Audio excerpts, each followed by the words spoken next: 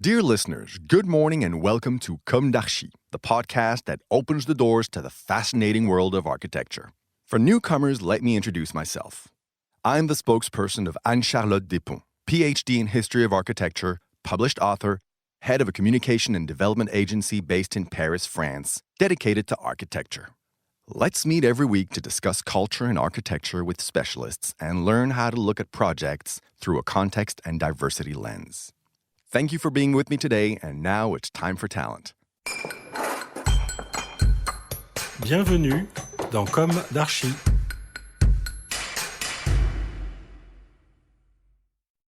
Dear listeners, this is Esther on behalf of Anne-Charlotte. Nice to meet you again today for the English version of the Comme d'Archi podcast. Let's talk about a project Anne-Charlotte worked on during her master year in History of Architecture and reworked for her thesis. It is the project of the Maison des Sciences de l'Homme, MSH, located 54 Boulevard Raspail in Paris in the mythical 6th arrondissement, almost opposite to the Grand Hôtel Lutetia.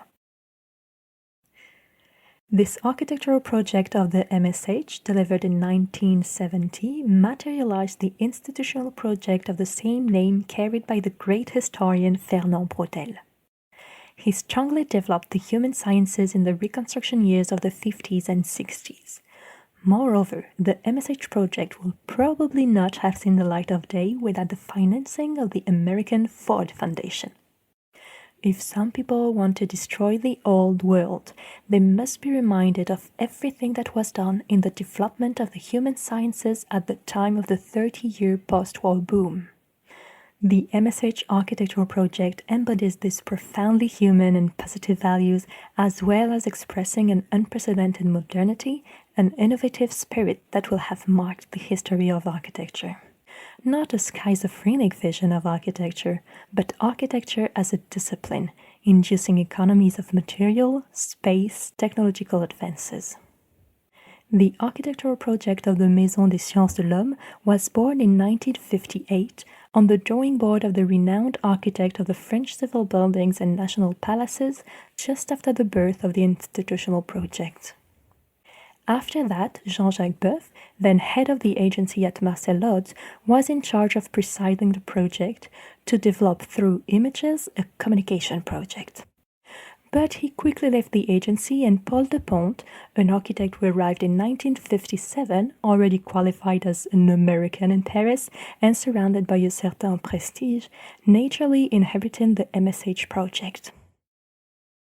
In 1962, a study trip to the United States, made to visit and understand some of the most advanced libraries in the world, and also made to define a cutting-edge program for the MSH, reinforced Paul Depondt's role in the project.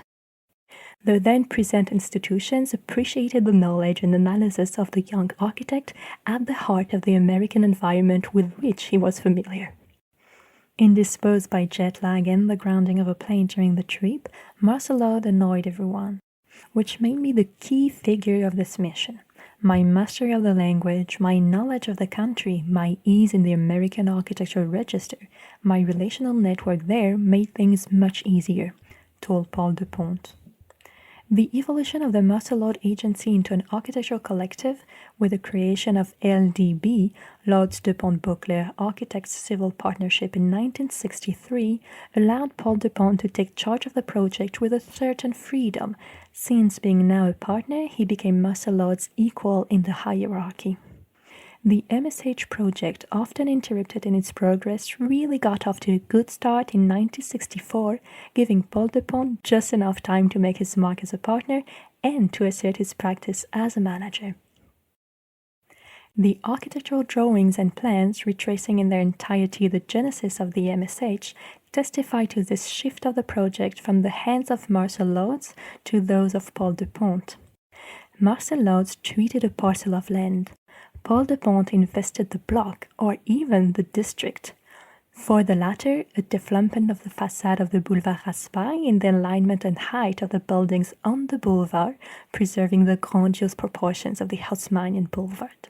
Except a street corner treated as a hollow, a sort of contemporary and a typical counterpoint to the treatment of the traditional corner with its very Parisian cutaway edge. The return on the Rue du Cherche-Midi makes it possible to reduce the heights to fit into the proportion of a more picturesque fabric. The filigree expression of the facades where the metallic structure is expressed, the transparent first floor, two strong expressions with a very Depondt style, the idea of the grandmother's shutter taken from a study by the third associate, Henry Beauclerk, giving mobility to the facades and thus metallic, all of which are assets that go into the direction of a large-scale expression and strictly contemporary for the period. The way in which the Maison des Sciences de l'Homme is built, and more precisely what makes up the structure that carries everything, is explained by this somewhat barbaric phrase. A pre-stressed metal structure with a collaborative reinforced concrete floor slab. The inventor of this technique is a man of Polish origin, Leon Karol Wilenko. Throughout his life, he has worked with passion as an engineer. The Ministry of Education had encouraged us to work with Leon Karol Wilenko, a wonderful man and an excellent engineer. He himself had his own fantasies as a builder, and at that time he was working on the pre-stressing of steel structures. As we were limited in height for reasons of size, we had to pass ducts through the thickness of the floor. There are only about 50 centimeters between the ceiling and the floor above. We adopted his system, said architect Paul Depondt.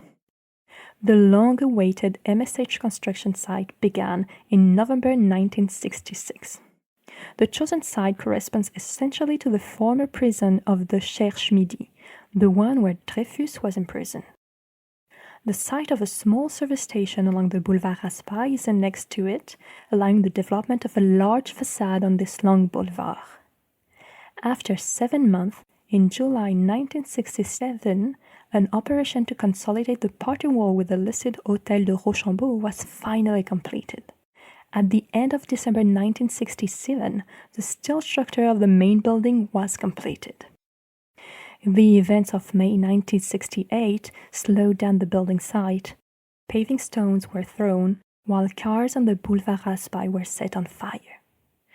Thus, the delivery of the building will be effective only in 1970. And after 30 years of use, around the year 2000, the rehabilitation of the building is decided, and the process is repeated. Many years of reflection, and the MSH, again dazzling, is delivered a second time in 2017. The rehabilitation project is led by the Raymond Chatillon architects team. The innovative Paul Depondt 3M building we talked about last week, whose cortin steel structure was not covered with asbestos, has been destroyed. This building was located in a vast wooded area that has just been covered with concrete, at a time when, in Paris, we tried to implement greenery everywhere. All this while the MSH has been rehabilitated despite its metal structure at the time covered with asbestos. Logic in all this? Without doubt, it is better to have the status of a public building, rather than a private status with all that it represents in terms of change, speculative and capricious policies.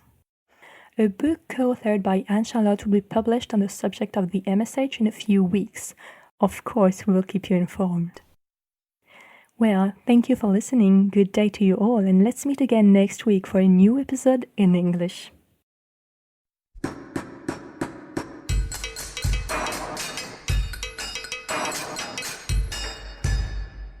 Thank you for listening. Don't forget to tune in to our previous content on Instagram at Comme d'Archi Podcast. If you like it, make sure to promote the podcast by giving it 5 stars on Apple Podcast and adding a comment, or on any of your favorite podcast platforms. And don't forget to subscribe and listen to all of our episodes for free. See you soon, and until then, take care of yourself.